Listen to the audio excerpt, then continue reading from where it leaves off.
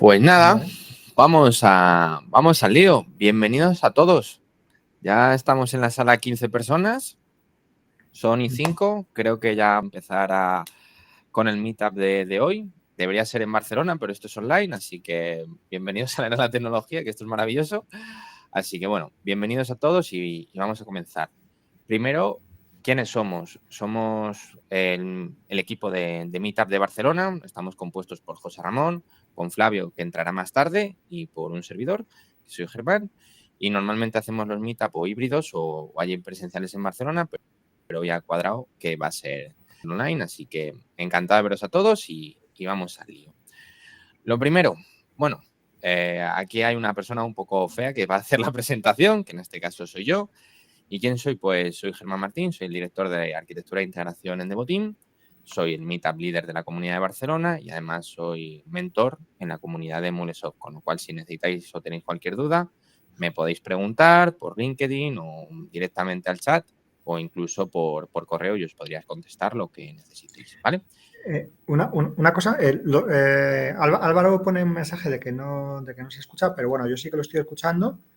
No sé si los demás estáis teniendo un problema parecido o solamente No, se escucha yo Álvaro. también lo digo bien. Vale, bueno. Pues nada, Álvaro, si quieres a lo mejor intenta entrar y salir o mirar a ver si el micrófono o si el... No, que dice que a quien no se escucha es a Germán. Claro, al que no me escuchas a mí. Pero si todos los demás me escuchan, a lo mejor me tienes muteado, Álvaro. No lo sé. Bueno, sí, En los fin. demás, si alguien tampoco escucha a Germán, pues que lo diga y bueno, vamos siguiendo. Sí, por favor. Que la charla que voy a dar es bastante interesante. Que vamos a hablar del Model Context Protocol, el nuevo protocolo sacado por Anthropic. Entonces, ¿esperamos, Álvaro, o seguimos? Bueno, voy a seguir y ya está. Vale, la agenda de hoy. ¿Qué es lo que quiero que os quedéis de la charla que voy a dar ahora en unos segundos? Solo con que os quedéis con 3 cositas me vale. Uno, que es de dónde venimos, es decir, de en qué punto ha partido las integraciones, cómo ha empezado todo esto, cómo hemos acabado pues, hablando del point-to-point, de los SBs, de las APIs y hacia dónde estamos yendo. ¿Por qué la IA es relevante en nuestro campo, que hace 4 días, o por lo menos para mí no lo era, ahora hace 4 días, parece ser que empieza a ser interesante y no queremos, o por lo menos yo no quiero que os quedéis fuera? ¿Y qué es esta IA interesante que yo estoy viendo en el mercado? Es MCP. ¿Vale? Que no es una IA como tal, sino es un protocolo de transformación o de traspaso de información que nos va a permitir que estas IAs estén potenciadas. Os he hecho un mini resumen, ahora veremos en la presentación todo lo que es, ¿no? Entonces, esos 3 conceptos son con los que os quiero que os quedéis y a partir de ahí, pues sí me gustaría que empezásemos un pequeño debate de por qué yo la veo relevante y por qué vosotros o cómo vosotros lo podéis aplicar en vuestro día a día o en el futuro, que puede ser más interesante, ¿vale? Entonces, vamos al principio, ¿no? Contexto de las integraciones, ¿de dónde venimos, no? O sea, ¿qué ha pasado para que las empresas hayan pasado de tener eh, en sus bases toda la información, la explotaban con Excel o la explotaban como podían y luego empezaron a aparecer diferentes sistemas, esos sistemas había que conectarlos entre sí y apareció el punto a punto. Esto era muy sencillo, hacer una conexión directa entre 2 sistemas que se pasaban campos, se pasaban objetos, era fácil de implementar, era rápido, pero claro, ¿qué pasaba? Cuanto más fácil y rápido hacer algo es como churros, entonces se ponían a tirar integraciones de punto a punto y se encontraban las empresas con que tenían 200, 300, 400 y hemos llegado a ver casos en que empresas tenían 3.200 integraciones diferentes. ¿Qué pasaba? Que no había control, no había gobierno, no había nada. Entonces, esto hacía que los costes de mantenimiento y de desarrollo de estas integraciones, que al principio eran baratas, porque si las contamos de una a una, son baratas. A lo mejor te cuesta, bueno, no voy a decir cifras, pero te cuesta poco. Pero claro, cuando sumas, la unión hace la fuerza y claro, aquí ya era un lío. Entonces, se dio una vuelta de tuerca a todo el modelo de la integración y pasó a ser la era de los ESBs, que aquí era la centralización de esas integraciones. Entonces, tenías la lógica centralizada, te permitía orquestar servicios, tenías mejor control, pero claro, toda tu empresa estaba llevada por un mismo sitio, por un mismo túnel, por un mismo canuto. ¿qué te encontrabas? Pues con cuellos de botella, rigidez, dependencia, con lo cual no eras maleable, no tenías un time to market aceptable. Tenías que cambiar 48.000 sitios y 48.000 cosas para que tu empresa pudiese tener un dato nuevo. Y ese dato, esperemos que no rompa cualquiera de los demás. Entonces, se volvía un poco, de nuevo, mm, feo de trabajar. Entonces, con la era de los microservicios, aquí aparecieron las APIs. Entonces, cada API se comporta como un microservicio. Entonces, cada una de ellas, cada equipo expone sus capacidades en formato API. Cada sistema expone sus capacidades en formato API. Y aquí tú ya las puedes empezar a consumir. Entonces, nos encontramos con que estas APIs están desacopladas, escalables, las puedes editar fácilmente. No tienes que hacer un paro mi negocio, cambio el SB, vuelvo a levantar el SB y vuelvo a levantar el negocio. Y en este momento, pues me quedo como el lunes pasado, en apagón total. No vendo, no funciono, la empresa tiene pérdidas. Con lo cual, en este mundo de las APIs nos permite hacer microcortes muy chiquititos, muy controlados, donde hacías el levantamiento del API, que ni siquiera lo tenías por qué parar, porque podías tener una réplica. Y entonces, ¿qué nos encontramos? Con que tenemos mucha escalabilidad. Entonces, cuando podemos empezar a hacer muchas cosas, tenemos un time to market mejorado. ¿Qué ha pasado? Pues que ahora hay un montón de diferentes APIs que hay que empezar a gobernar. Porque si tú en tu empresa dices que la quieres montar las APIs con Client ID y Client Secret, deberían tener todas tus APIs, Client ID y Client Secret, es decir, tendrían que tener una coherencia, todas ellas. Entonces, por resumir, al principio, los datos estaban en islas separadas que empezamos a conectar por puentes. Luego hicimos, en vez de muchos puentes entre cada una de las islas, un SB, es decir, una autopista para que toda la información fluyese por esa autopista. Y luego ya cada uno de los sistemas montó sus APIs, montó sus puertos y ya los barcos iban y venían para conectar esos sistemas. Hasta aquí es el contexto. Me enrolla un poco más de lo que debería, pero por lo menos espero que esto haya quedado claro. Entonces, a partir de aquí, vamos a lo interesante de la charla. ¿Cómo la IA se aplica en el mundo de las integraciones? Primero, ¿qué es la IA y cómo funciona? La IA no dejan de ser una serie de neuronas que se conectan entre ellas y a través de unos pesos matemáticos nos dan información. Pero claro, eso no funciona per se o de manera natural. Hay que entrenarlos. Para entrenarlos se necesitan datos. Estos datos a día de hoy son datos reales, pues de libros, de artistas, de blogs, de diferentes sitios, y a partir de ahí se espera que en el futuro se creen datos sintéticos que permitan crear o entrenar a estas IAs de manera mucho mejor. Entonces, ¿con qué nos encontramos? Con que la base necesaria para crear estos modelos de lenguaje o inteligencias artificiales son los datos. Entonces, ¿cómo podemos encontrar los datos a día de hoy? Bueno, pues esos datos a las IAs que ya están entrenadas se le pasan de 4 maneras diferentes. Una, por los mensajes que tú escribes, que es el prompt. O sea, tú te pones en ChatGPT, en Cloud o en Gemini o donde queráis, empezáis a escribir y tenéis pues tokens muy interesantes como por ejemplo el de actúa como, con lo cual ya vais segmentando la información que esos modelos de lenguaje van a daros. Entonces, va a actuar como un arquitecto de integraciones especializado en MuleSoft. Bueno, pues ya esa IA ha activado las neuronas de MuleSoft, de arquitecto de integración, etcétera. ¿Vale? Entonces, el prompting, el contexto del mensaje, súper importante. Pero claro, nos encontramos con que hay un límite. Por ejemplo, en ChatGPT 4o creo que son 150.000 ítems, es decir, caracteres que puede estar trabajando a la vez. Entonces, claro, si solo puedes trabajar con 150.000 caracteres, nos encontramos con que empezamos a tener rigidez. Tenemos un lastre. ¿Cómo queremos que la IA nos dé un dato coherente si no le pasamos toda la información? A lo mejor la información son más de 150.000 caracteres. Entonces, nos empieza a costar el poder trabajar o que estas IAs nos den información relevante. A partir de aquí, pues las empresas, OpenAI o cualquiera de estas, empiezan a guardar un historial de nuestras conversaciones para que así puedan entender cómo nosotros vamos a interactuar con estas IAs. De manera que nos permiten acortar un pelín la ventana de token o la ventana de contexto, de manera que pueden tener mejores integraciones con nosotros. Y por último, y no menos importante porque es la que más se usa en el mundo empresarial, tenemos los RAG, ¿Qué son? Son servidores donde tú le chutas todo tu modelo de trabajo de la empresa, manuales de usuario, información importante, quiénes son tus clientes, quiénes son las personas que son tus proveedores, etcétera, etcétera, etcétera. Y a partir de ahí vas generando esa información y cuando la IA hace la consulta, estos RAG potencian la información y responden de manera mucho más coherente.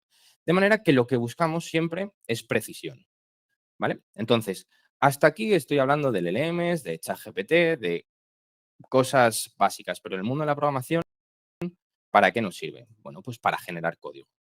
Para generar código tenemos las IAs copilots, por decirlo de alguna manera y por ponerle su nombre. Son asistentes de trabajo.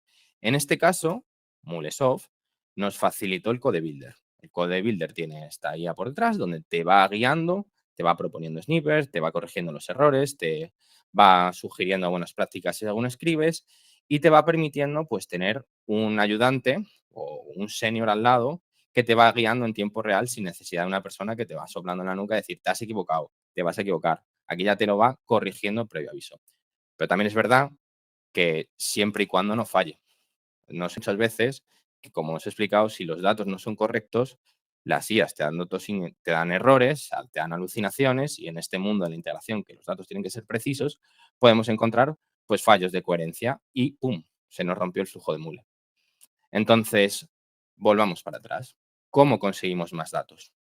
Las empresas han hecho un esfuerzo enorme en crear data lakes, de que toda su información esté en unos únicos sitios y a partir de ahí se exploten. Pero no es verdad, no todas las empresas están así. No todas las empresas tienen todo su sistema bajo una amalgama inconexo, incoherente de datos que la IA les da una estructuración. No, muchas empresas siguen funcionando con silos de datos. ¿Os acordáis del principio de las islas que hablábamos? Pues volvemos a tener los datos en cada una de las islas otra vez separados. Las IAs no van por esos puentes que hemos creado. Las IAs ya no trabajan, a lo mejor son aviones. O sea, si nos lo queremos imaginar, ahora tenemos que crear aeropuertos entre las islas para conectar esa información. Entonces, nos encontramos otra vez con el mismo problema. Los datos están segmentados y no son compatibles, o sea, no los podemos compartir entre ellos. Las IAs empiezan a alucinar, no tienen todos los datos. Si tú le preguntas a ChatGPT, oye, pertenezco a la empresa tal y quiero saber cuáles son mis clientes, te va a decir, bueno, pues no lo sé. O a lo mejor se inventa una lista enorme. Bueno, pues para eso salió el MCP, el Model Context Protocol. Es un protocolo diseñado para organizar y compartir el contexto entre los sistemas para que estas IAs, estos modelos de lenguaje, ya sí que tengan la información y puedan ser precisos y a futuro, o ahora mismo, a día de hoy, a accionar acciones, valga la redundancia, sobre cada uno de esos sistemas. Vamos a ver cómo funciona, ¿vale? Model Context Protocol. Básicamente, en las arquitecturas de IA ya os he explicado que nos encontramos con que estamos atados. Antes teníamos carreteras, antes teníamos puentes y ahora nos encontramos con que las IAs no van ni por las carreteras ni los puentes. Entonces hay que pensar o darle una vuelta al concepto. Entonces, a partir de ahí aparecieron el estándar abierto de MCP que le permite a los modelos de IA acceder y reaccionar a unos contextos estructurados, conectados y actualizados en tiempo real. Está el ejemplo de aquí de Cloud del MCP Architecture. Básicamente lo que nos viene a decir que este MCP es el dongle que te permite enchufar cada uno de los conectores, tiene tropecientos mil puertos, tú lo enchufas y al final la información siempre acaba estructurada de la misma manera. ¿Vale? Más o menos ese sería el ejemplo más simple, pero vamos a empezar a profundizar. ¿Cómo van a funcionar? Es decir, ¿qué es lo que hay detrás de este MCP? Porque está muy bien que me digas, Germán, esto es una arquitectura, vale, muy bien. O mejor dicho, esto es un protocolo. ¿Y esto qué sirve? ¿Para qué funciona? ¿Cómo lo puedo cómo lo llevo al día a día de trabajo? Bueno, pues lo primero que tenemos que hacer es definir qué queremos exponer. Entonces, para ello, y voy a resumirlo en esta slide muy, muy rápido y luego ya veremos más adelante qué es. Existen dos piezas. El cliente, que es el agente de IA, es decir, esa máquina que piensa y va a hacer preguntas a ese servidor, que es el que va a tener la información y la va a exponer, ¿vale? Entonces, aquí nos encontramos con que en el día a día tú lo que vas a crear desde el mundo de las APIs, antes creábamos APIs que eran autodescubiertas en el mundo de Mulesoft a través del Exchange y la gente las empezaba a consumir. Bueno, pues esto es muy parecido. Tú montas tu servidor de MCP, lo dejas levantado y cuando un cliente se quiera conectar, se conecta, empieza a hacer peticiones y empieza a interactuar contigo. Bueno, las IAs empiezan a actuar con libertad, empiezan a ser autodescubribles, empiezas a tener un montón de cositas por ahí funcionando. Entonces, habrá que ponerles un poco de coherencia, ¿no? Entonces, para eso existen tres actores en los MCP. Antes os he explicado cliente y servidor muy rápido, que luego profundizaremos más, pero ahora os voy a contar la pieza del host. ¿Vale? El host es aquella pieza que se encarga de administrar esas instancias clientes, esas IAs, lo digo así como con sátira, pero esas inteligencias que van dando preguntas a nuestros servidores, alguien las tiene que controlar, porque si no esto es un sin Dios, perdonadme la expresión, pero si no esto se vuelve un descontrol, ¿no? Entonces, ¿qué nos va a permitir este host? Pues controlar los permisos de conexión, el ciclo de vida de estos clientes de MCP, cómo han de cumplirse las políticas de seguridad, qué requisitos de consentimiento vamos a tener, porque claro, aquí las IAs no van a poder preguntar todo, no van a poder preguntar por tu DNI. Alguien tiene que cortar ese tipo de acciones. Entonces, todo esto lo va a estar organizando o gestionando el host, ¿vale? Es decir, es la manera de automatizar estas IAs, ¿vale? Coordinan las integraciones, el muestreo de IAM, el muestreo de LLMs, gestionar la agregación de contenido entre los diferentes clientes, es decir, es un poco el controller que habíamos tenido en las diferentes partes del mundo Mulesoft, como por ejemplo en el Root Fabric. Luego tendríamos el apartado de los diferentes clientes. ¿Qué es esto de un cliente? Pues son inteligencias artificiales, son las instancias que se levantan y empiezan a hacer preguntas. Son esas instancias que empiezan a racionar, ¿no? Entonces, ¿qué tiene que hacer un cliente de MCP? Lo primero, establecer la conexión con el servidor. Aquí, si no se hablan entre ellos, pues poco lejos vamos a llegar. Entonces, lo primero que hace es hacer esa conexión con el servidor. Negocia los protocolos. Lo veremos más adelante porque esto es importantísimo. El servidor y el cliente están hablando juntos, pero no sabemos qué idioma hablan. Bueno, hablan JSON 2.0, pero para el caso estoy hablando un poquito más abstracto, ¿no? No a nivel técnico, pero sí de manera abstracta. Entonces, ¿qué puede hacer el servidor? Y entonces ahí empiezan a comunicarse. Enruta los mensajes del protocolo de forma bidireccional, es decir, es la persona que va a ser capaz, bueno, persona, es el agente o la pieza que va a ser capaz de permitir que la información fluya entre el servidor y la persona que está interactuando o el sistema demandante de información. Gestiona las suscripciones y las notificaciones y mantiene los límites de seguridad entre los servidores, ¿vale? Los clientes de MCP comunes o con los que están trabajando este protocolo son Anthropic, Cursor y Windsurf, ¿vale? Que son compatibles y tienen las herramientas y los recursos necesarios para poder empezar a levantar este servidor. Luego veremos cómo Mules está subiendo a esta ola, pero esa será la última pieza, la cuña publicitaria, ¿no? Por decirlo de alguna manera. Y por último, de las tres piezas que estamos viendo, vamos a hablar de los servidores. Para mí esta es la pieza más interesante que nosotros podemos como integradores trabajar con, ¿vale? Entonces, ¿qué es un servidor? Un servidor, luego lo veremos, no deja de ser algo muy parecido a lo que hoy llamamos APIs, pero no funcionan de la misma manera. Entonces, estos servidores lo que hacen es exponen los recursos y las herramientas para que estos clientes que están haciéndoles preguntas puedan interactuar o sepan qué pueden hacer, ¿vale? Operan de forma independiente con responsabilidades específicas. ¿Qué quiere decir esto? Que el servidor, y en la foto se ve, 1 y 2 no tienen por qué saber qué hace el 3, ni cómo funciona el 3, ni cómo funciona el 1. Es decir, son espacios estancos de trabajo que se conectan a sus diferentes sistemas. Nada más. ¿Vale? Solicitan muestreo a través de interfaces de clientes. Es decir, lo que les están diciendo es, cuando tú me hables, cliente, me vas a hablar como yo quiero. Y para ello me voy a encargar de que tú sepas cómo tengo que hablar yo. Es decir, si yo hablo español, te voy a decir, oye, yo hablo español.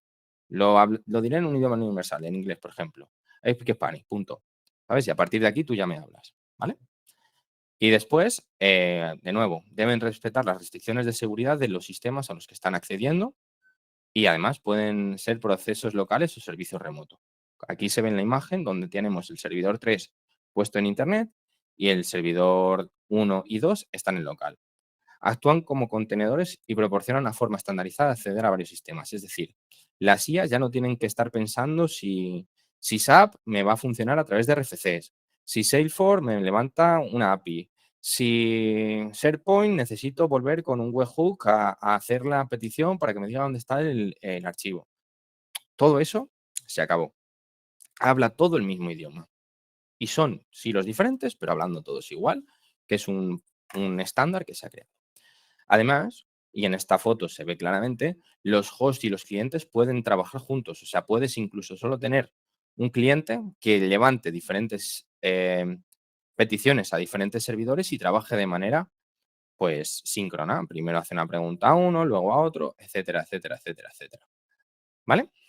Y luego, por último, pues, puedes tener el cliente servidor de MCP en tu ordenador que hace a través de llamadas APIs a Internet. Que esta pieza es súper importante porque aquí ya nos empieza a decir síntomas o pinceladas de hacia dónde vamos. Puedes montarte un servidor MCP, pero que esté haciendo llamadas a las APIs que tú estás montando en Mule, por ejemplo.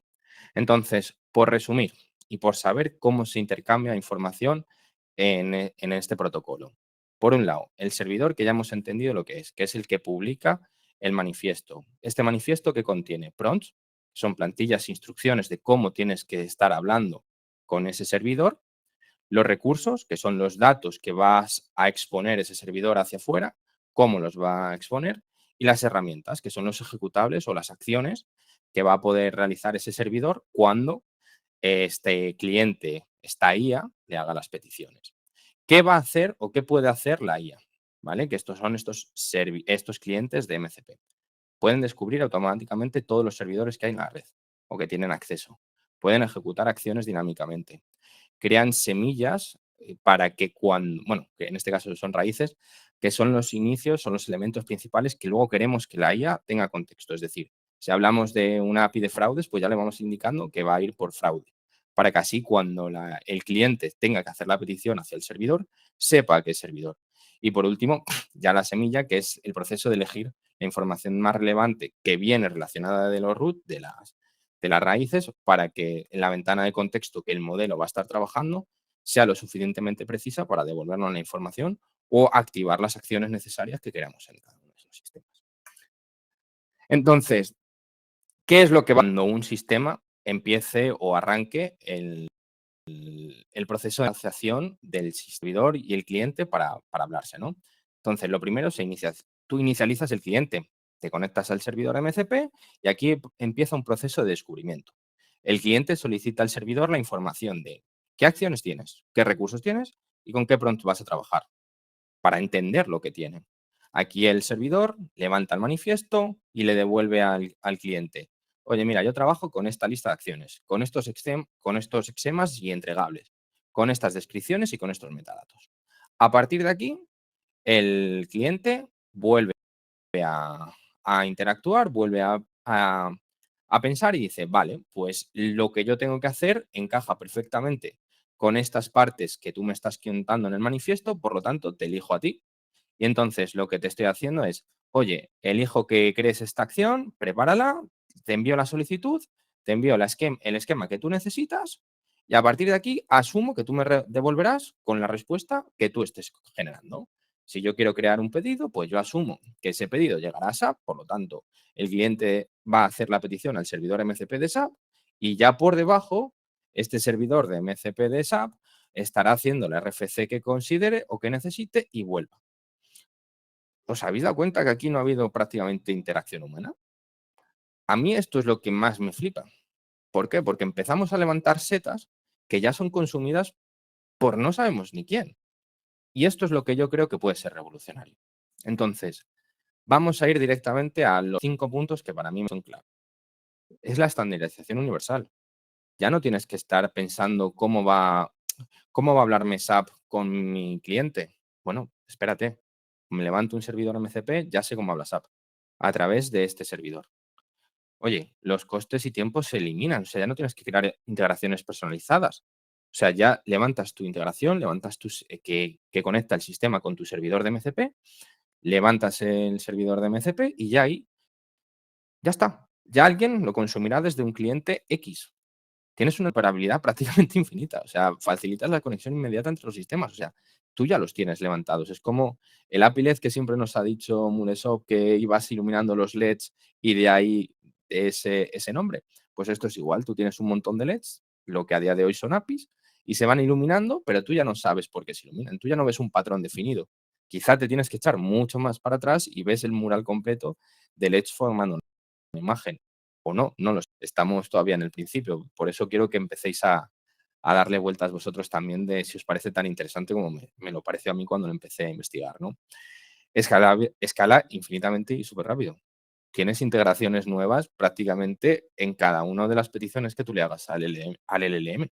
A lo mejor te conectas con SharePoint y con Excel para dejártelo en un fichero. Bueno, se activa 4 servidores MCP y te ha dejado un fichero en tu escritorio con todo lo que necesitas.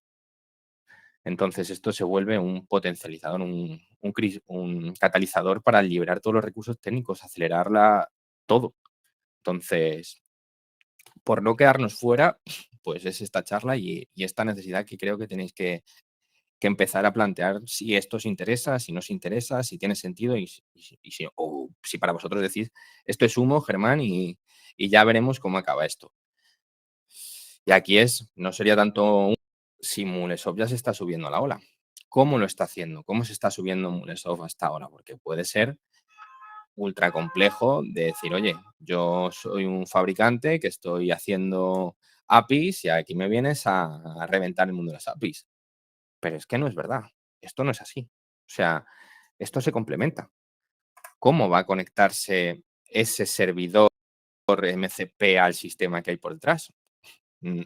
Ese punto no es magia, son APIs, que es de donde veníamos al principio, ¿recordáis? De los point-to-point, SB, luego APIs, pues aquí ya tenemos el paso siguiente, una capa que va a recubrir todo eso, o por lo menos yo lo entiendo así, ¿eh? De nuevo, cada uno que piense, esto es un protocolo abierto, con lo cual hay interpretaciones mil, pero yo lo veo así, de decir, oye, cuando yo levante mi API, la levanto también como servidor MCP, paro los manifiestos y que cuando alguien quiera consumir vía API, tenga la API levantada y pueda hacer peticiones y cuando quiera trabajar con MCP, la IA ya también tiene su listener propio y escuchando por el mismo puerto. Y ahora veremos cómo se hace. Entonces, Mule ha sacado un conector, que es el conector de MCP, está en versión beta, está en el 0.1.0, es decir, prácticamente hace unos meses que lo ha sacado. De nuevo, esto no lo llevéis a los clientes porque a lo mejor la podemos liar muy parda. Empecemos a jugar nosotros como integradores, como programadores, y a partir de ahí vayamos viendo cómo va evolucionando y cómo va viendo, ¿no? Entonces, ¿cómo podemos hacer funcionar este conector de Mule? Me podría extender aquí infinito hablando de, bueno, hay que levantar el protocolo, hay que hacer no sé qué, no sé cuántos, pero para que empecéis simplemente a ver y ya os he dejado ahí el blog de donde sale esta información, simplemente configuremos el listener no solo para que escuche las peticiones HTTP por el puerto concreto, sino que también nos permita escuchar por ese mismo puerto las peticiones de MCP. De manera que a partir de aquí tú ya tienes ventanas abiertas de si me llama una persona o me llama un sistema a través de una API, la voy a tener abierta, lo voy a tener en el mismo puerto y voy a poder reusar lo que ya sé. Y si lo que quiero montar es un MCP, perdona, ya también lo tengo hecho. Ya tengo la API conectada, el sistema ya está abierto, el sistema ya tiene acciones que tú puedes ejecutar, ya puedes recoger los pedidos desde SAP o los clientes o me puedes crear un cliente nuevo, decir, oye, he tenido una reunión con Pepito Pérez de tal empresa, ha ido súper bien, creo que voy a sacar un nuevo contacto. Se lo chutas a la IA concreta, llama al MCP de Salesforce, te ha creado el contacto, la cuenta, la empresa, bla, bla, bla, bla, bla, bla, bla, bla, y ya está. Y a través del lenguaje natural has levantado o accionado acciones en SAP, Salesforce, los diferentes sistemas y se vuelve esto mucho más transparente para el equipo de negocio y para nosotros los programadores nos da muchas herramientas y muchas alas para empezar a hacer cosas chulas. Bueno, me faltan aquí cosas que justo el momento antes hemos cambiado el orden de las presentaciones, pero básicamente el camino que por mi parte, deberíamos empezar a seguir para acercarnos más a los protocolos de MCP es empezar a convertir nuestras integraciones en algo simple. Peticiones concretas, peticiones muy atómicas, de me entra una cosa, sale otra cosa, pero que luego en el cómputo global, cuando haya una orquestación de esas peticiones, ya sea por las APIs de proceso o por las IAs, los servidores de MCP, conviertan a esto que hemos hecho nosotros como simple en algo complejo y en algo bonito, ¿vale? Entonces, bueno, hasta aquí ha llegado la presentación. No sé si más o menos sabéis en este punto qué es MCP y de dónde venimos y hacia dónde creo yo que vamos, pero bueno. Tenemos por aquí, o sea, muchísimas gracias, Germán, muy interesante. Tenemos por aquí alguna pregunta que nos lanza Víctor.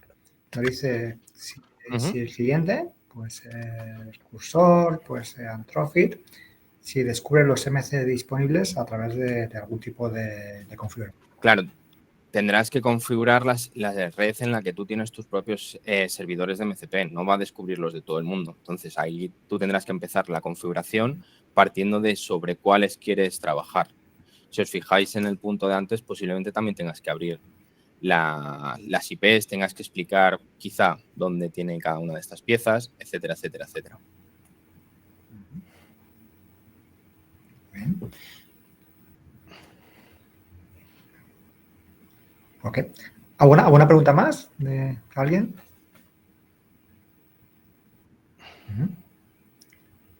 Ok. Yo quería felicitar a Germán por la presentación, porque estas cosas son un peñazo técnico y lo ha hecho súper entretenido. ¿Sí? Pues muchas gracias, O sea, David. ¿cómo es? Oye, Sí. ¿por qué no? Tenemos también otra, perdona, Germán, tenemos también otra pregunta más de Edgar, que bueno, pues de momento no combina. O sea, tendrá que pronunciarse Salesforce en cómo quiere empezar a trabajar este API Catalog con MCP, o por lo menos yo no he llegado a saber. Como os digo, esto está muy incipiente.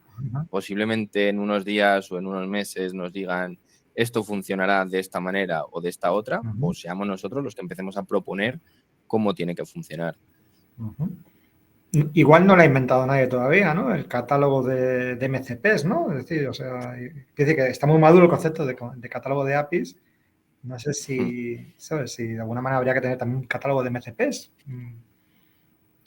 Claro, Sí. yo creo que esto al final va a un API Marketplace que no será de APIs, será otra cosa. Mira, Jorge ha dado justo en el clavo. Esto es un protocolo. Entonces, tú no es que montes algo concreto. O sea, yo lo he simplificado en montas. Pero esto, si nos volvemos hacia atrás, y perdón que yo me voy para adelante y para atrás como que no quiero la cosa. Ricky Martin, esto es muy bien, este apellido, perfecto. Entonces, esto es un protocolo. Entonces, esto es cómo intercambian la información. Luego ya hasta donde queramos nosotros explotarlo es infinito, ¿no? Jorge nos dice, ¿no? Que vía autodescubrimiento, que seguro que se puede crear algo, ¿no? Porque los agentes ya lo descubren en teoría ellos sin necesitar un portal, ¿no? Un portal. Claro, porque estamos pensando muchas veces ¿no? en APIs que al final quien las consume es un humano y esa es donde está la gracia de tener el API Catalog, ¿no? Aquí, claro, aquí lo que estamos hablando es que sean otras máquinas las que consumen directamente los servicios.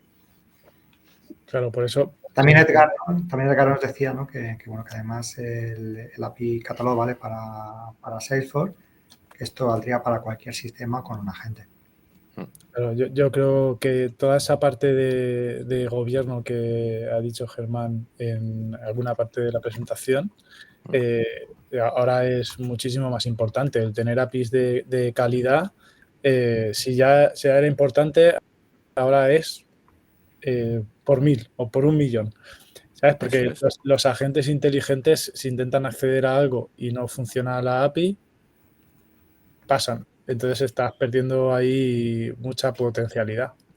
Yo creo que estamos muy centrados, gracias a Dios, en la experiencia del usuario, la experiencia del desarrollador, pero la experiencia de la gente es un campo que se abre ahí ahora y que va a tener, bueno, va a hacer que la API Governance pues sea una condición sine qua non para poder meter la IA agéntica en cualquier organización. O sea, creo que nos centramos mucho en la IA, pero se nos olvida que la IA no viene sola.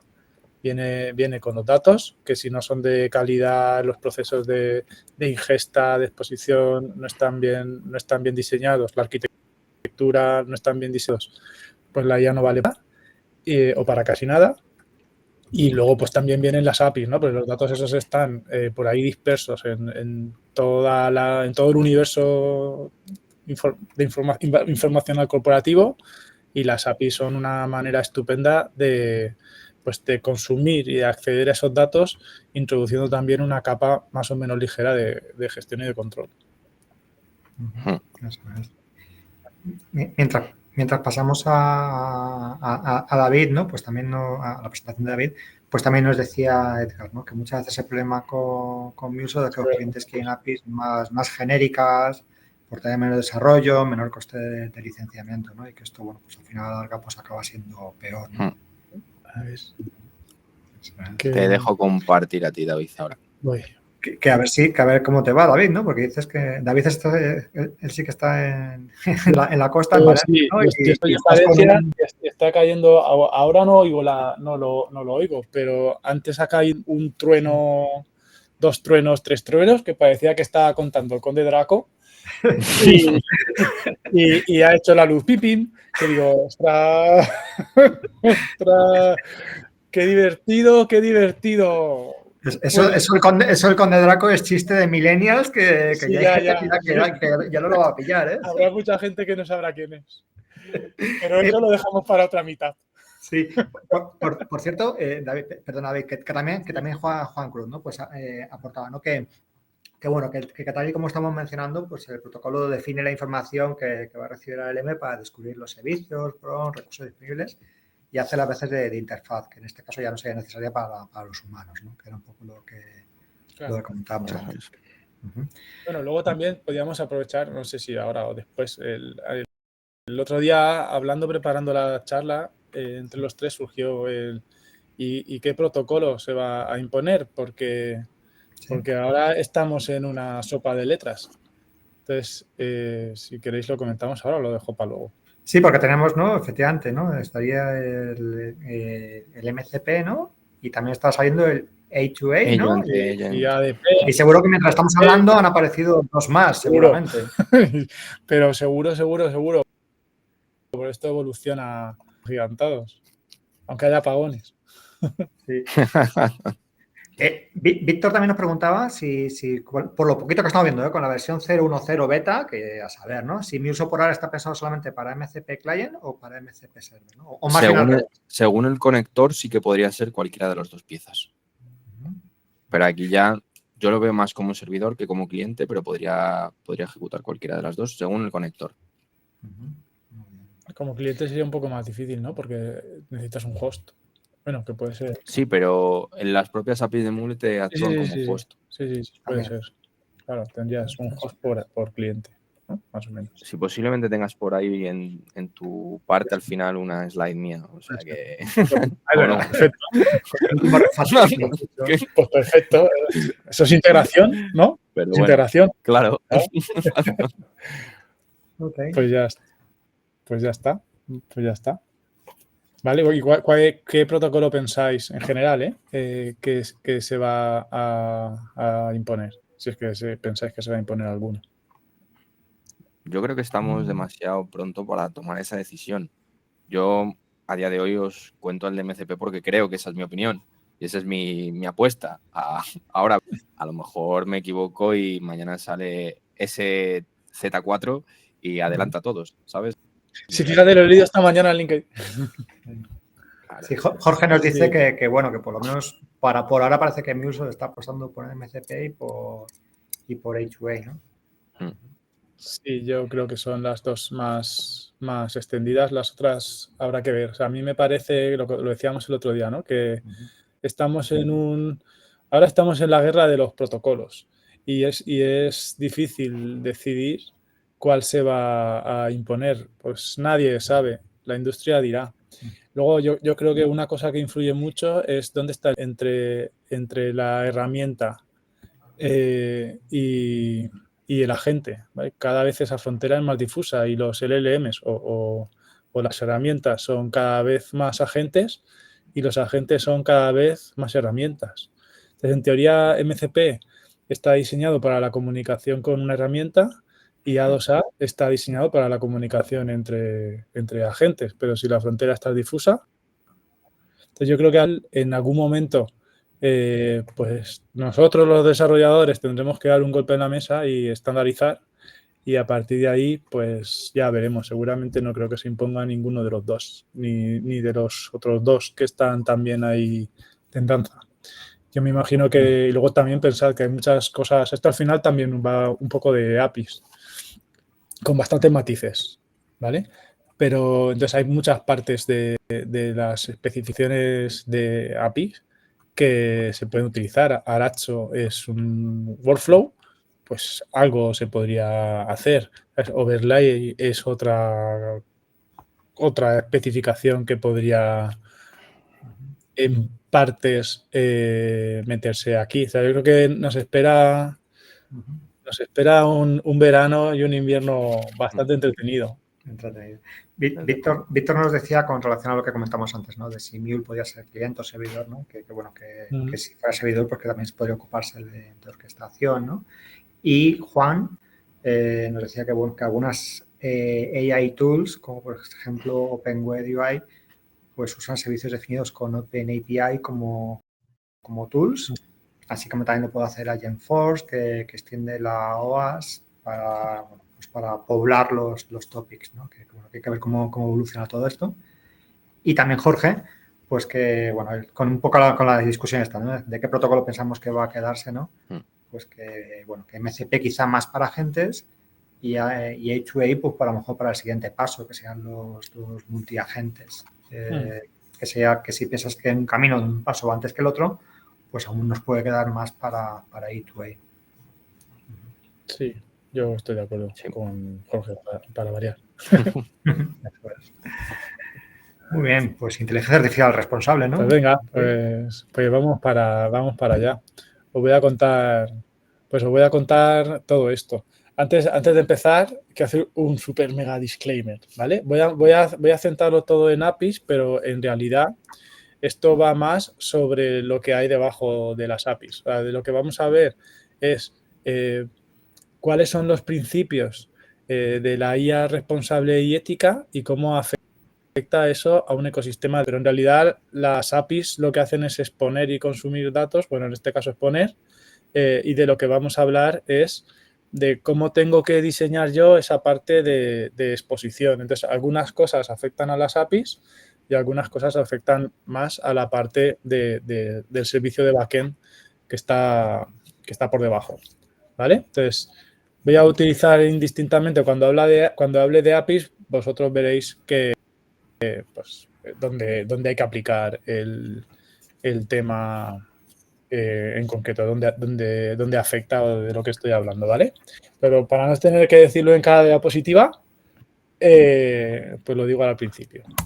Pues vamos a empezar. ¿Qué es la IA responsable? Es una buena pregunta, ¿vale? Por eso está un poco claro.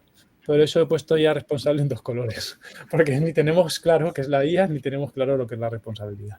Entonces he querido empezar pues dando una definición, ¿vale? Al final la IA responsable de lo que trata es de que lo que yo haga con inteligencia artificial pues sea ético, sea transparente, sea explicable y sobre todo esté alineado con los valores humanos y nos proteja, ¿vale? Entonces eso lo que determina es una serie de principios clave que son los que tenemos ahí, ¿vale?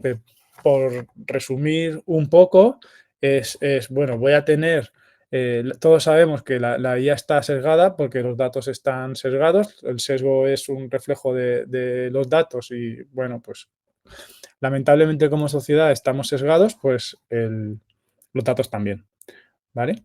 Hay otros tipos de sesgos, no solamente los de los datos, o algorítmicos, bueno, hay muchos. No vamos a entrar ahí, ¿vale? Pero el tema es que, de alguna manera, tengo que compensar o eliminar, mitigar el efecto de esos sesgos. Además, la inteligencia artificial a veces se utiliza para decidir, y es conveniente saber cómo la IA ha tomado esa decisión. Porque eso hace a la inteligencia artificial transparente y además explicable. ¿Vale? ¿Por qué? Porque hay muchas cosas que la IA interpreta y acordaros de que la IA no puede interpretar porque no comprende información de contexto. La IA ejecuta, pero no sabe, en realidad no sabe lo que está haciendo. Luego está el tema de quién es el responsable de las decisiones que toma una inteligencia artificial. Pues no está muy claro. ¿Qué pasa con la seguridad y con la privacidad? Pues pasa que hay que protegerlo y dependiendo de dónde esté esa inteligencia artificial, el marco regulatorio es uno u otro. Por eso el cumplimiento normativo en temas de inteligencia artificial es súper importante, ¿vale? Entonces, bajando un poquito y relacionándolo con el ciclo de vida de las APIs, cuando estamos en el ciclo de vida, una de las primeras partes o de las primeras etapas que hay que introducir cuando la IA está por en medio es el compliance. Entonces, igual que tenemos que las APIs tienen que ser seguras por diseño, pues igualmente tienen que ser compatibles con diseño. No podemos exponer datos que la regulación no permita y eso pues nos va a imponer ciertas restricciones sobre la implementación de los servicios de backup que soportan a la API. Vale, bueno, esto es un poco lo que os decía al principio, ¿vale? Porque es importante la IA responsable para las APIs, pues porque las APIs actúan como interfaz entre nuestra aplicación y el resto del mundo y tenemos que respetar los servicios que hemos dicho antes. Vale, y esto está muy bien, pero ¿qué impacto tiene en mi ecosistema de APIs? ¿Vale? Pues vamos a ver ese impacto en los 5 puntos que veis ahí. Entonces, lo primero, la justicia. ¿Qué es la justicia? Nadie sabe. La justicia hace referencia a que los sistemas, las APIs de inteligencia artificial, no discriminen a nadie, ¿vale? Eso y eso está muy relacionado con el sesgo, que al final es que los resultados que ofrezca el sistema de inteligencia artificial pues van a ser tendenciosos. Voy a decir tendencia. Y claro, como las consecuencias que tiene ese resultado de la inteligencia artificial pueden ser importantes, pues hay que ver cómo podemos mitigar o cómo podemos compensar ese sesgo. ¿Vale? Hay 3 fuentes principales de sesgo, que son los que están ahí, que son el sesgo en los datos, ¿vale? Es lo que decía, los datos que utilizamos pues tienen una carga descompensada, discriminatoria por el contexto histórico del que viene. El sesgo algorítmico, que es el sesgo propio e inherente a los modelos de aprendizaje, ¿vale? Que pueden aumentar o no a veces el sesgo de los datos de entrenamiento, y luego está el sesgo de interacción con el usuario, que en realidad es el sesgo que tenemos nosotros como usuarios a la hora de interaccionar con una inteligencia artificial, con un LLM. Por ejemplo, si nosotros en nuestro prompt introducimos sesgo, pues obviamente la respuesta que nos dará el LLM pues estará todavía más sesgada porque ese sesgo no lo va a eliminar en principio. Vale, entonces, ¿cómo impacta el sesgo? Pues el sesgo impacta dando respuestas que per se pues no son justas. Por ejemplo, un ejemplo es pues un ejemplo típico es una API que se utilice para decidir si se da una hipoteca o un crédito o no a una determinada persona, ¿vale? Pues si los datos que yo utilizo para tomar esa decisión están sesgados, el dato que expondrá la API estará sesgado y entonces pues no mola nada, ¿vale? ¿Por qué? Pues porque esa decisión, ese dato resultado, no es justo, ¿vale? Lo mismo pasa con otras APIs que se utilicen en la toma de decisiones o en personalización de servicios. Yo puedo hacer recomendaciones que lo que hagan sea reforzar determinados estereotipos si no tengo en cuenta los criterios de sesgo que decía antes. Entonces, para mitigar esos sesgos, hay recomendaciones prácticas. En todas estas partes, como luego dejaré las transparencias y esto se queda grabado, voy a ir un poco rápido porque si no nos pueden dar las uvas. Y con la que está cayendo aquí no me fío mucho. Pero vaya, las mejores prácticas son pues, los datos cuanto más representativos sean, cuanto más variadas sean nuestras fuentes de datos, en principio el sesgo pues será menor. Es importante hacer pruebas de justicia algorítmica. ¿Qué significa eso? Como hemos dicho antes, hay una parte del sesgo que está muy centrada en el propio algoritmo, ¿vale? Pues eso se trata, pues la justicia algorítmica lo que hace es detectar cuáles son esos sesgos en los algoritmos y establecer una serie de acciones que los mitiguen, ¿vale? Para compensar. Luego está pues, monitorizar los sesgos y la explicabilidad. Esto formaría parte del gobierno de la API IA y, por supuesto, pues la supervisión humana, ¿vale?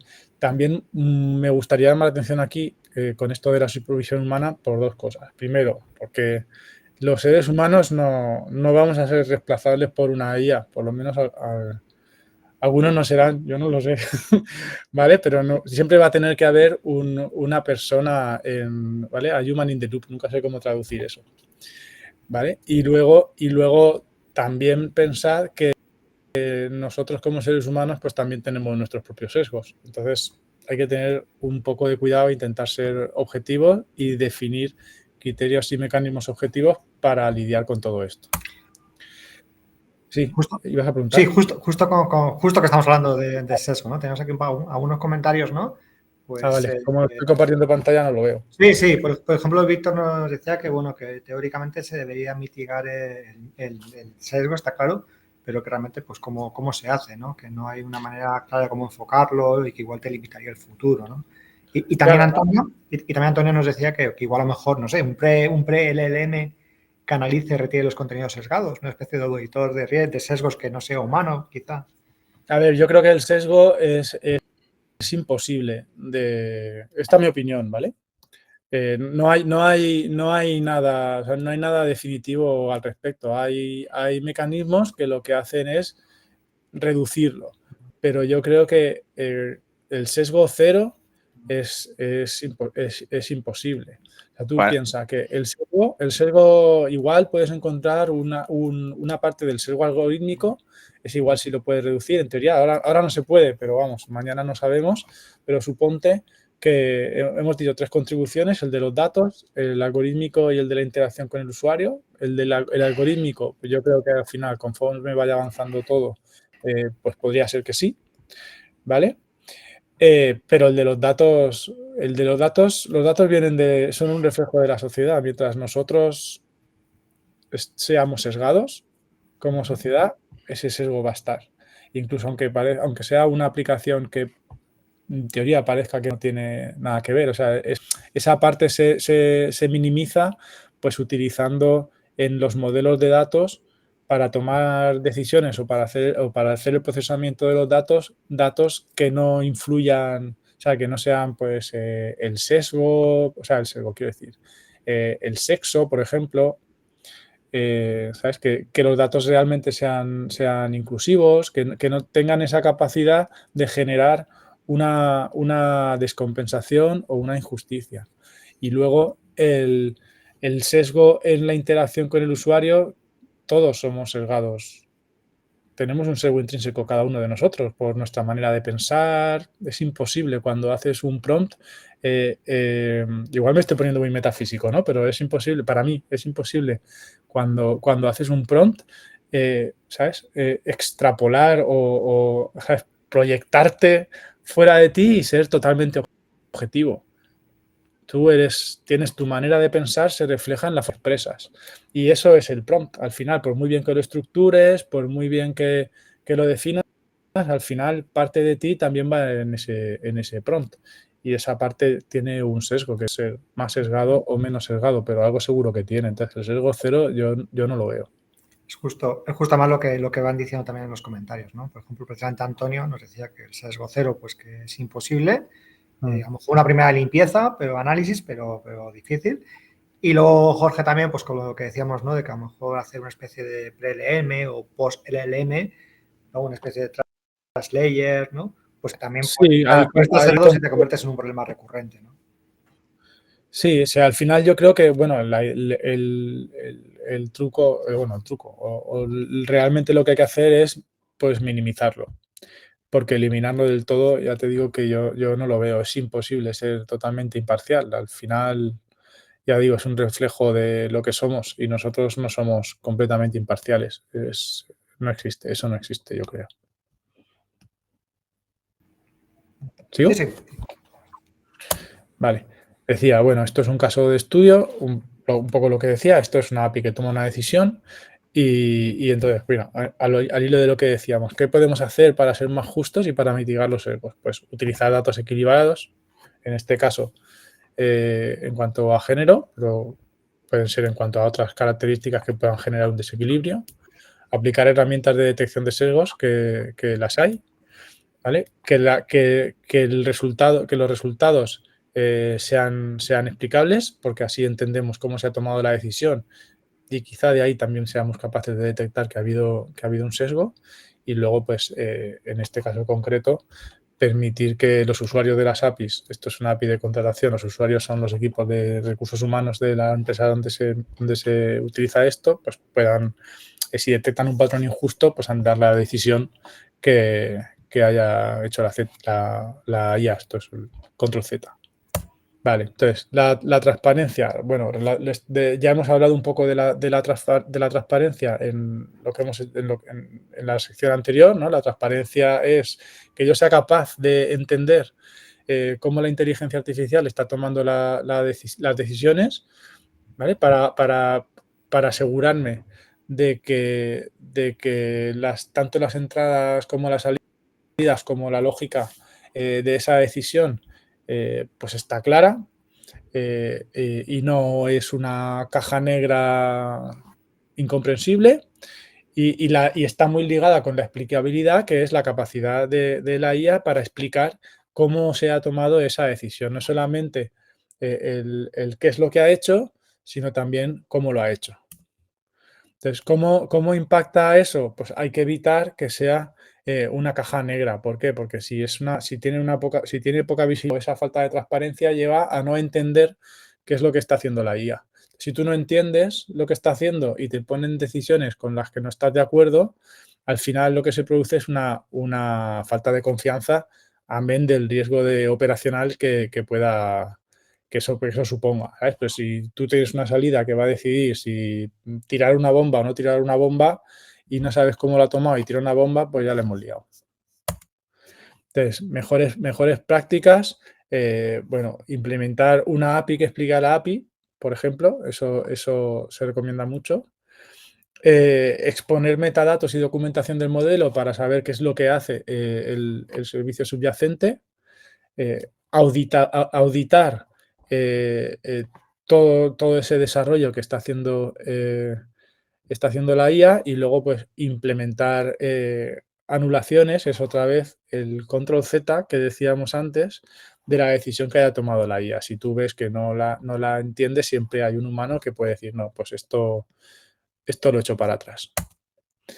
Y bueno, aquí es un ejemplo os he puesto un ejemplo con una API de detección de fraude. ¿Sabes? Tú detectas que una transacción es fraudulenta, si la IA se equivoca, igual te chapan la cuenta o te meten una multa. Pero eso no se puede automatizar. Es algo que es una decisión de consecuencias bastante graves. Pues tiene que haber un humano en el medio que diga, vale, pues la IA lo ha hecho bien o lo ha hecho mal y efectivamente pongo la multa o lo vuelvo para atrás. Bueno, seguridad y privacidad, aquí esto ya nos suena un poco más. O sea, por supuesto, todas las transacciones tienen que ser seguras y hay que velar por la privacidad de los datos que no se pueden exponer. Hay mucha regulación al respecto. Desde el punto de vista técnico, hay muchos mecanismos que van a garantizar que las comunicaciones a través, o que los datos a través de las APIs, las integraciones a través de las APIs, van a ser seguras, no van a proteger frente a ataques. Y bueno, otra vez aparece el gobierno, que como he dicho en la charla anterior, yo creo que el gobierno ahora va a ser más importante que nunca. Hasta ahora, cuando ibas a alguna empresa a hablar de gobierno de API, te miraban raro, porque lo que querían era que las APIs fueran y que se produjeran rápido, pero ahora el gobierno, como garante de la calidad y la seguridad, va a ser imprescindible si realmente quieres implementar y desplegar una solución de inteligencia artificial en tu organización. Otro ejemplo, ¿no?, de seguridad y privacidad. Bien, la responsabilidad y el cumplimiento. La responsabilidad hace referencia a quién es el responsable, valga la redundancia, de una decisión tomada a través de una API. ¿Qué pasa si esa API mete la pata y tira una bomba, como decía antes? ¿De quién es la culpa? ¿Vale? Entonces eso supone el que no haya un diseño responsable, o que no esté claro quién es el responsable de las acciones que se toman a través de las decisiones obtenidas por IA, pues es un problema. ¿Por qué? Pues es un problema porque hace que esas decisiones sean opacas. Esto va en contra de la transparencia y la explicabilidad que decíamos antes. Luego hay un problema legal, ¿vale? Como dice aquí, por ejemplo, si se deniega un préstamo, ¿quién es el responsable? ¿Es la IA o la API o es en este caso, el banco? Y todo esto hace que cada vez confiemos menos, ¿no? Entonces, si pierdes la confianza en la inteligencia artificial, pues eso también para un poco sobre todo la adopción y por ende, pues la innovación. ¿Vale? ¿Y qué es el cumplimiento? Pues el cumplimiento es tan sencillo como pues, cumplir la ley. O sea, lo que se trata es de todo lo que hagas que sea acorde y concorde con las regulaciones que hayan al respecto. Marcos de datos, o sea, de regulatorios que estén relacionados con la IA, pues está el RGPD, el AI Act de la Unión Europea, y luego más a nivel sectorial está DORA, que habla de la seguridad y la fiabilidad en servicios financieros, y FIDA, que creo que si no ha entrado ya, le faltará poco, que va sobre el intercambio de datos en servicios financieros. Estos dos son más sectoriales. FIDA, sobre todo, DORA menos, pero FIDA, sobre todo, sí que tiene un impacto muy grande en las APIs como APIs. Las otras dos, acordaros que he dicho al principio que igual impactaban más sobre lo que es la implementación de las APIs o el servicio de backend. Pero FIDA sí que es un esquema un poco simplista, es un esquema de interoperabilidad que dice cómo tienen que ser las APIs, más o menos. Igual alguien tiene ganas de tirarme una piedra a la cabeza, yo también, pero es eso. Sí. Lo que sí que tenemos es algún comentario más. Bueno, primero, bueno, y un poco... Pregúntame que yo lo veo. Sí. Venga, dime. Vale. Sí, igual antes, bueno, también antes relacionado con el sesgo, ¿no? Pues también, y ahora cambiamos, ¿no? Claro. También nos decía Juan, ¿no? Que bueno, que también era un poco escabroso, pues como el sesgo es que controla con qué datos se entrenan los LLMs, ¿no? Y el miedo también es que se entrenen con datos que ya fueron a su vez generados por otros LLMs, ¿no? Pero en esto último que estamos hablando más, ¿no? De la responsabilidad, ¿no? Nos decía Luis que él, pues que estaba trabajando en un proyecto de OCR en banca y que esto que hemos dicho antes, ¿no? De quién tiene la culpa, ¿no? De la decisión, decía que como se solventa o como lo están solventando ellos, es con un auditor que verifica el trabajo del resultado de los análisis de la inteligencia artificial. Claro. Aunque es asíncrono, Sí, pues pero que se pueda actuar de esa manera, ¿no? tiene que haber siempre un humano en el bucle. No me gusta nada la traducción literal, pero no, ¿sabes? Siempre tiene que haber alguien ahí que al final, ¿por qué? Porque no le puedes echar la culpa a un software. Eso es. La culpa es de alguien toma esa decisión. Entonces, como la IA se equivoca, alucina y todo lo que quieras, pues alguien, en realidad, yo creo que uno de los frenos de toda esta parte de todas estas aplicaciones en las que la IA toma decisiones es a quién le echas la culpa. O sea, si estuviera claro a quién le echas la culpa, todo iría mucho más rápido. Afortunadamente no está claro y eso lo que hace es generar debate, ¿sabes? Entonces, yo por eso yo creo que siempre va a haber un humano ahí, ¿sabes? Que va a ser, porque legalmente no le puedes echar la culpa a que es un software. Eso no, un software no puede ir a la cárcel, ¿sabes? Por ejemplo. Mira, Entonces, recomiendo una peli y seguimos, por fin. Y bueno, y me dices, ¿vale? Hay una peli que habla de eso, que es Justicia Artificial. Creo que es de hace... Es española, ¿no? O sea, se me suena que sí que es española, ¿no?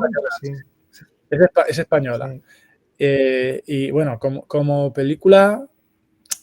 Ya.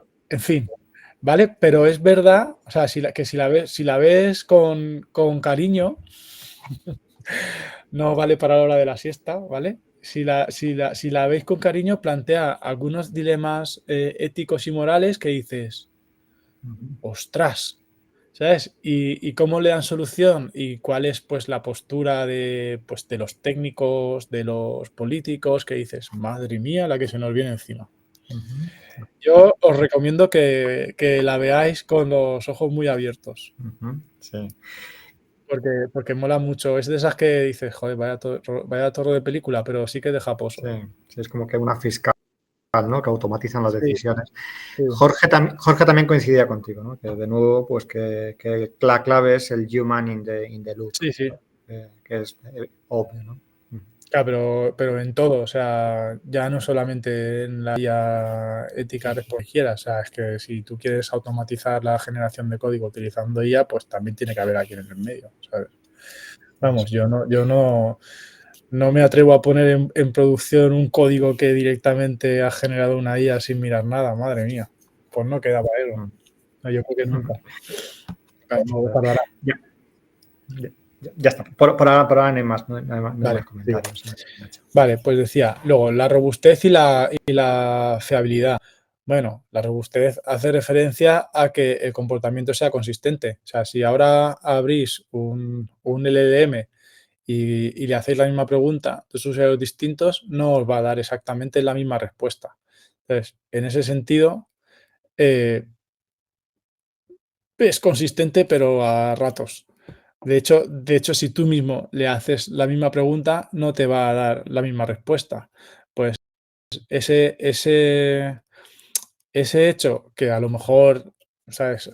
En el ejemplo que acabo de poner es un poco tonto, puede tener un impacto muy grande si lo llevamos un poco al extremo. Entonces, ¿por qué? Porque la respuesta que te pueda dar el sistema en realidad es impredecible. Y depende de todo lo que hemos dicho antes, o sea, no depende solamente del sesgo, depende también de la actualización de los datos, que no puedes tomar una decisión. Igual la decisión era óptima hoy, pero mañana es obsoleta. Imagínate, por ejemplo, que tiene los datos actualizados a hoy, a hoy a mediodía, y la decisión depende de si habemos papa o no habemos papa. Pues va a ser incorrecta si la acción se ha hecho a las 3 de la tarde y si la haces ahora que ya vemos papa, pues el resultado puede ser completamente distinto. Entonces eso tiene un impacto en la fiabilidad de lo que tú hagas con esa inteligencia artificial. ¿Vale? Esto es parecido.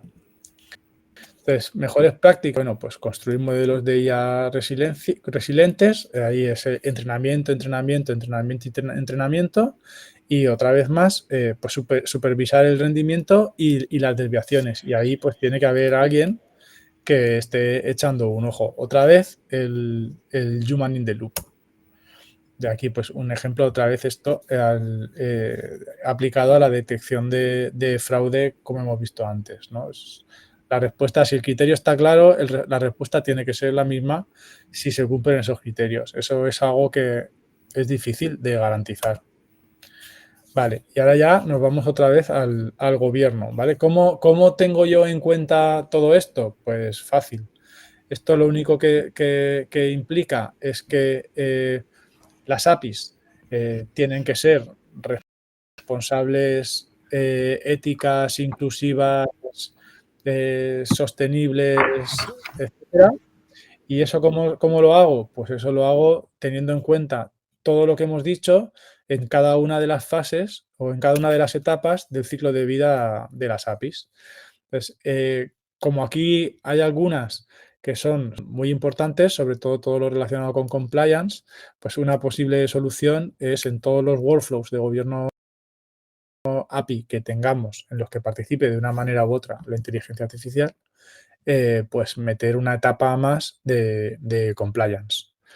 De hecho, debería estar, incluso aunque no esté la inteligencia artificial por en medio, porque, por ejemplo, ahora con FIDA, el FIDA es una regulación que impacta directamente en las APIs, haya IA o no haya IA.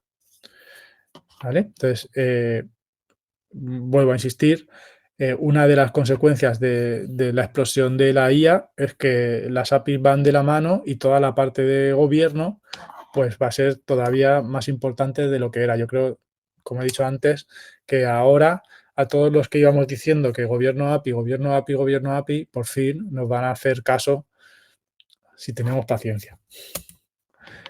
Y bien, ya como reflexiones finales, pues que el ecosistema API tiene que abordar sí o sí principios éticos y responsables, haciendo pues un análisis y considerando todos los puntos que hemos visto antes, y que una manera de hacer esto de manera más sencilla es utilizar un framework de adopción que te obligue a considerar los puntos importantes, que te simplifique también la implementación porque divida los requisitos o los puntos de control a nivel estratégico, táctico y operativo. La descomposición en capas, por ejemplo, es algo que se utiliza mucho en tecnología, desde el modelo OSI hasta el TCP/IP, todo está descubierto, o el API también es una manera de abordar un problema complejo como la integración utilizando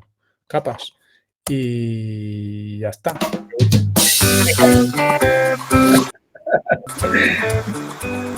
Funcionó. Ahora. Es que no lo quería quitar, es que es lo que más me gusta. Por cierto, Jorge nos decía que, aunque antes hemos dicho que, bueno, que el tema de que a lo mejor no el código que están generando las APIs, pues a lo mejor no iba a ser código productivo, pero que bueno, que igual no estamos tan lejos. Por lo menos a lo mejor no de código real, pero migraciones y cosas de ese tipo. No, yo creo que en realidad no estamos lejos. O sea, el problema en ese caso no es la tecnología. ¿Ves? Yo creo que son más las personas. ¿No? Creo que eso también lo hablamos el otro día. O sea, tú imagínate ahora un equipo de desarrollo. En un equipo de desarrollo puedes encontrar dos tipos de personas. Los que programan porque es su manera de ganarse la vida y los que les flipa programar. Y de repente, si tú ahora metes pues algún generador automático de código, el rol del desarrollador es conversar con un LLM. Al que no le gusta programar, o bueno, se le da bien, pero no es su pasión, pues igual le haces un favor. Pero al que es un programador de los que le gusta codificar, a eso la jodió. Entonces, tienes que ver cómo lidias con esa parte más o menos más emocional. La gestión emocional de cualquier innovación es muy importante y yo creo que ahora va a ser todavía más importante. Por eso digo que la tecnología no es un problema. El problema somos las personas. Muy bien. Mira, eso es lo que dice Sergi. Ahora sí que lo veo. No. Flavia, ¿ya te has podido unir? No sé si estabas antes apagando un fuego.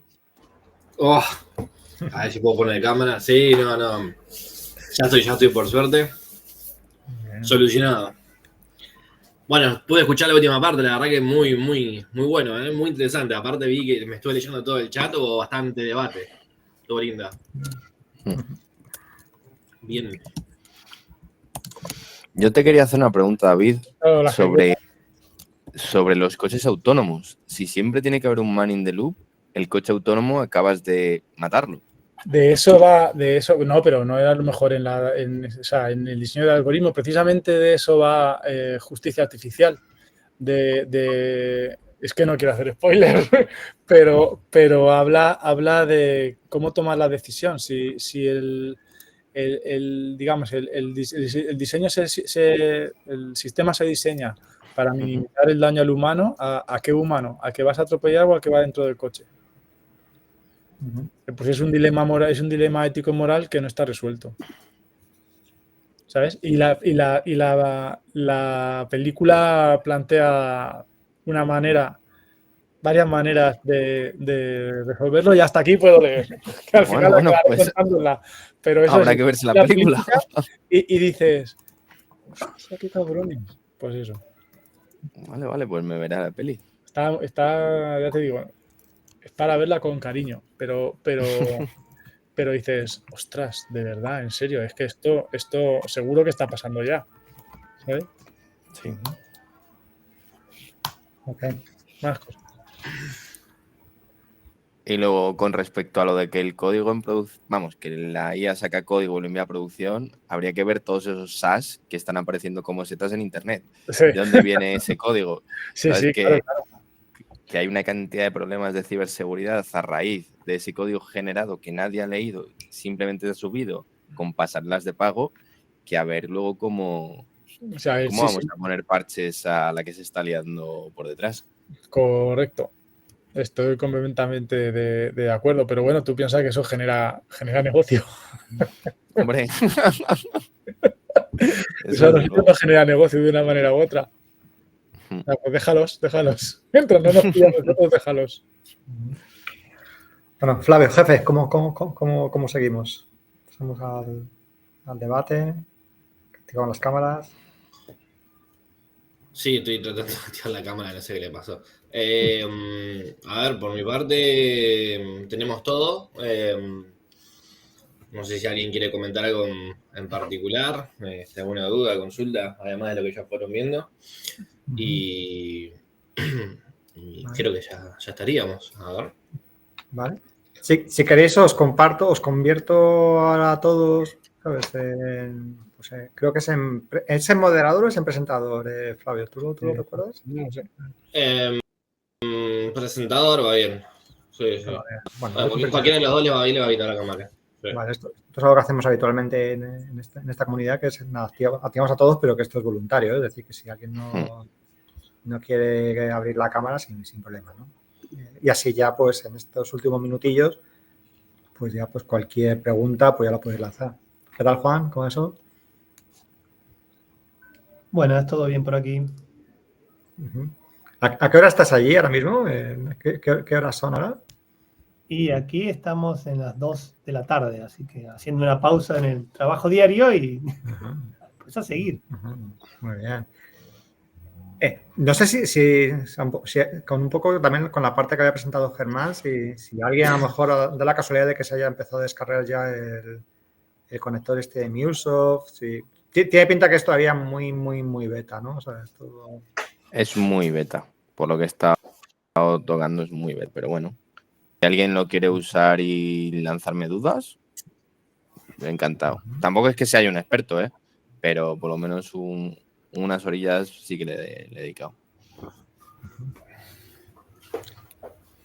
Y una pregunta un poco más general, porque a ver, estamos hablando mucho, ¿no? de agentes que van llamando a las APIs, ¿no? Y de hecho, pues hace no mucho, pues en una entrevista al presidente de Microsoft, pues dijo alguna cosa muy interesante, ¿no? Decía que, bueno, en lugar de estar ya pues con React, con Angular, con lo que sea, haciendo interface de usuario, que lo vamos a seguir haciendo, por supuesto, pero bueno, ¿sabes? Ahora ya con un chat y con agentes, pues ahora un usuario de negocio puede hacer cosas que antes le costaría muchas horas y muchos clics. O sea, por ejemplo, y el ejemplo que te ponía era muy fácil. Es yo ahora quiero venir y en un solo prompt decirle, mira, ciérrame el mes y calcúlame cuál es mi mejor cliente, ¿no? Y eso qué pasa, que antes pues entrabas en el Business Central, entrabas en SAP y lo ibas haciendo tú. Ahora, ese agente se va a conectar a todos los RPs de golpe, te va a dar la información vía APIs y te va a dar resultados sin tener que estar toda la tarde entrando en 50.000 sitios, ¿no? Entonces, eso parece que tiene muy buena pinta, pero yo no sé si realmente, si vosotros, a lo mejor, no sé si alguien lo puede compartir, ¿no? Si estáis ya trabajando en APIs, que estéis viendo que quien te está consumiendo ya es, pues en este caso, un LLM, un MCP o cualquier cosa así.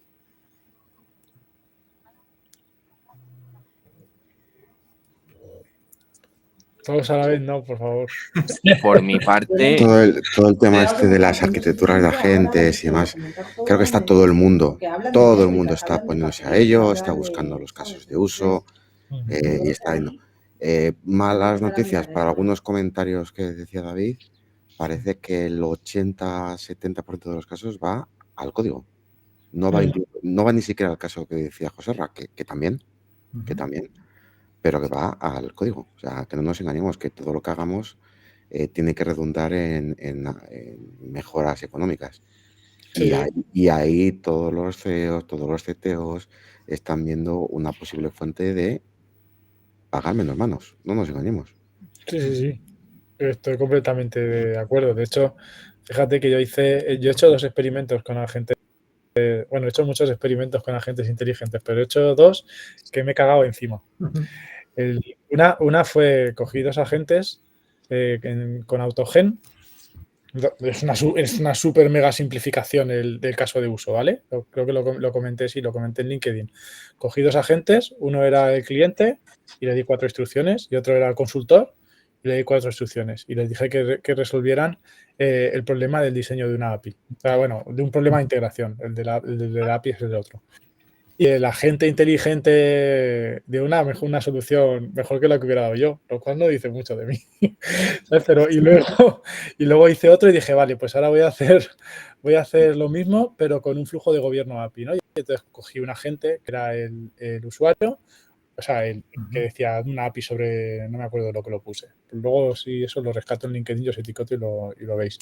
No me acuerdo lo que puse, ¿no? Pero era el usuario que pedía, había un agente inteligente en ética, otro en regulación, un arquitecto API, un diseñador API y un experto en seguridad.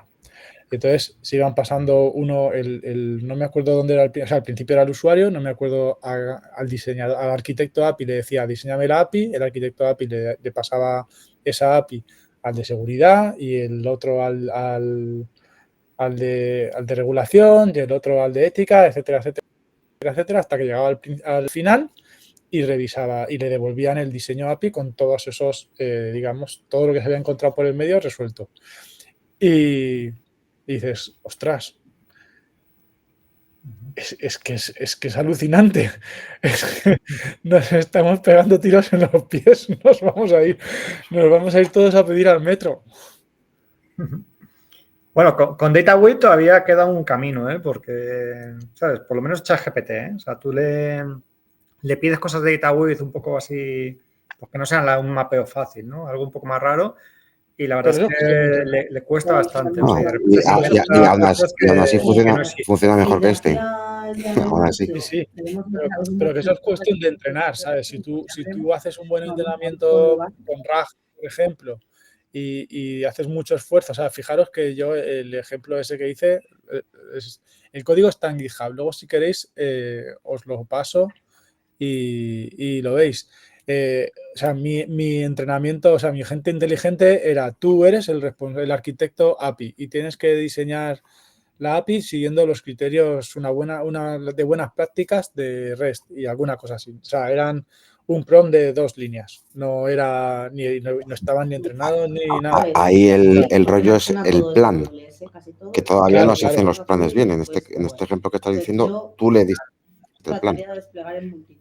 Claro, ya ha dicho que era una, pero tú fíjate, si eso ha conseguido hacer una API con 4 instrucciones súper simples de lo que tiene que hacer, pues imagínate en un sistema mucho más complejo en el que inviertas en entrenar, que hagas un RAG como toca.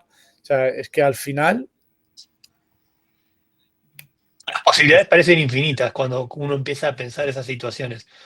Igualmente, lo que yo sí noto siempre es que gente técnica, como creo que somos la mayoría, tenemos un sesgo de ir a cosas técnicas. Claro, claro. Y Claro, no, claro. no a veces vemos el potencial que puede haber en otras situaciones de casos de negocio no técnicos. Yo estoy tratando ahora en el proyecto donde estoy, ir plantando la semilla en distintos lugares para ver si podemos armar un agente, pero para que ayude a la gente de soporte. Con histórico, ¿no? De incidencias similares, ¿no? Y cosas Histórico de de este tipo, incidencias, utilización de APIs para obtener información sobre ciertas situaciones que actualmente acceden manualmente a los sistemas para verificar, como hay problemas de calidad de datos, tienen que ir a los sistemas y ver, el dato está bien o está mal. Y esa falta de datos genera inconvenientes en las integraciones, a fin de cuentas. Podemos pensar que la falta de un dato es un 404 en una API. Y eso genera un incidente. Entonces la gente tiene que ir y meterse en los sistemas. Así, hablando muy a grandes rasgos, ahí hay una oportunidad de mejora teniendo un agente que sepa usar las APIs y los logs. Y combinando esas dos cosas, en vez de estar accediendo directamente a un prompt, a ver, averiguame qué ocurrió con tal registro, tal operación. Y el LM les va a devolver eso en un instante, o en lo que tarde las API en responderle. Correcto. Y estamos viendo sobre todo operaciones GET. Me gustaría ver si hay alguien que ya se está planteando, ¿sabes?, hacer actualizaciones. Hacer un delete. O ¿sabes? O que realmente, que era un poco sobre todo más en tu lado de la charla, ¿no? De David, ¿no? Que, ¿sabes? Que sean ya realmente los agentes los que ya ejecuten acciones, ¿no? Porque parece que por ahora la mayor parte de los casos de uso que estamos viendo son más bien de ingesta masiva de datos vía APIs y que te dé pistas, ¿no? Pero no estamos viendo por ahora algo que esté accionando, ¿no? Que esté dando de alta algo. No sé si hay casos de a quién tengo que lanzar la bomba nuclear, que decía David, pero casos de actualízame la fecha de entrega de no sé qué, lo estamos viendo constantemente. Está el de apaga la luz que lo ejecutaron la semana pasada. Sí. Tú sí que ves, Jorge, que actualiza, que ya es la gente el que actualiza en este caso una fecha de entrega, ¿no? O sea, eso ya lo Sí, pero eso métete en demos de GeForce y ves cientos. O sea, sí, pero claro. Son demos, claro, pero casos de uso reales. Demos, sí, procesos. Y después lo que os estaba diciendo yo, en procesos de migración de datos, ¿qué más que escritura hay que coger el dato, lo modernizas, lo compilas, lo pones a producción? Pues hombre, no es un post, pero es una escritura en toda regla. Con el MKT se puede pedir. Okay. Muy bien, caballeros. Muy bien. Pues nada. Pues yo creo que ya la foto, ¿no? Creo que me estoy pareciendo a Broncano, ¿no? En cuanto a cómo... Igualito. Igualito ya. Bueno, caballeros, pues nada, pues muy bien. Sí, pues yo creo que es el momento de que todos saludemos, sacamos un par de foticos. Sí, vale. Venga, chicos, un placer. Gracias. Venga. Muchas gracias por la charla. Nos vemos en la próxima. Venga, muchísimas gracias a todos. Chao, chao. Chao, chao.